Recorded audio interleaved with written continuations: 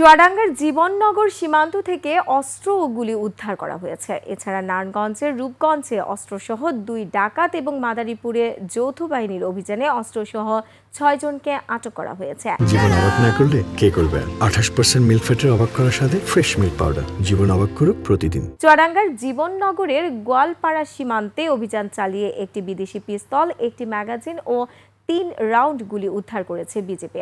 সকালে জীবননগর উপজেলার গোয়ালপাড়া গ্রামের ইট ভাটার পাশ থেকে এগুলো উদ্ধার করা হয়। নারায়ণগঞ্জের রূপগঞ্জে ডাকাতির প্রস্তুতির সময় সাব্বির ও ইউনুস নামে 2 ডাকাতকে গ্রেফতার করেছে পুলিশ। গেল রাত 1:30টার দিকে রূপগঞ্জের বালিয়াপাড়া এলাকার শীতল ছায়া আবাসন প্রকল্পের সামনে অভিযান চালায় পুলিশ। এ সময় তাদের কাছ থেকে একটি বিদেশি পিস্তল ও 1 রাউন্ড গুলি উদ্ধার করা হয়।